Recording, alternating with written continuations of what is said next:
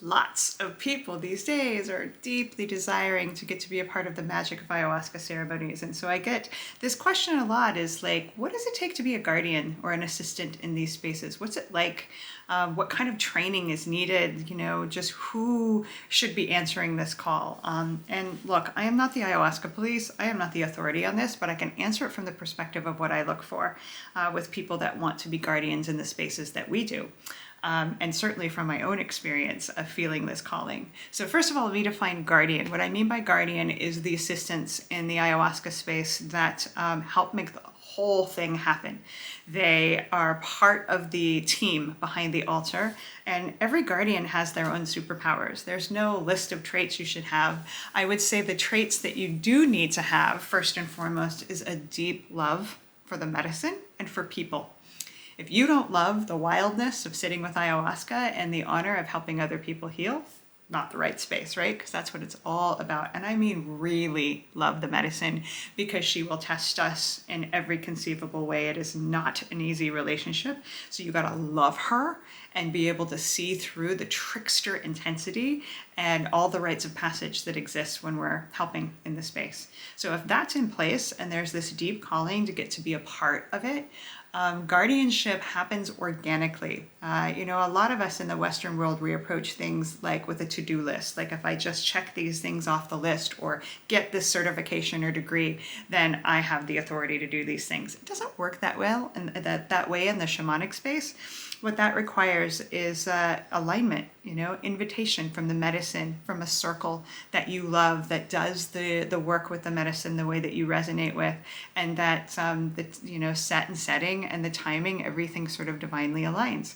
So the way it happens in our circles is that people who come and sit regularly, it just kind of naturally happens that they express interest in wanting to be a part of it, and there's a mutual feeling from us, the team members, and also from the medicine. It's like, yeah, this feels right.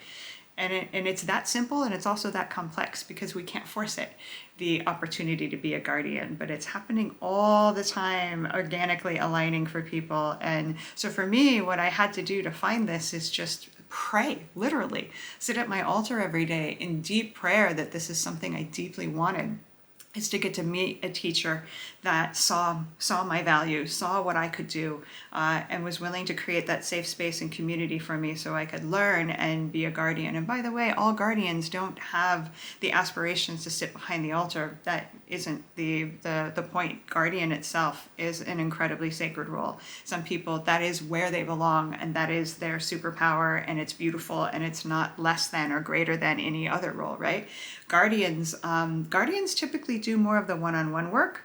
In the ceremony space, they help people during intense processes, everything from, you know, helping someone to the bathroom to helping someone because they think demons are chasing them. So all are important, whereas the facilitator is often holding the space for the container more. And as a facilitator, I typically handle the really, really tough, intense processes, where the guardians in the space help with everything else, basically.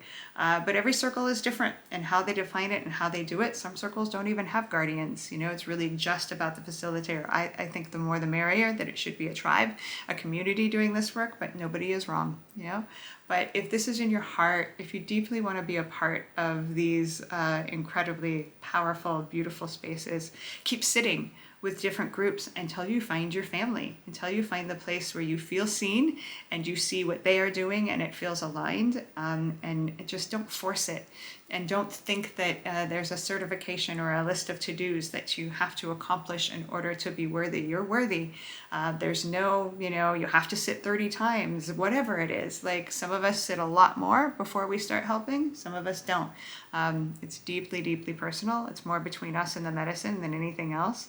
But if you're in the process of trying to manifest this, don't forget the power of prayer and your intention, and really deeply calling it in, because these medicines, ayahuasca, chacruna, they can make anything happen.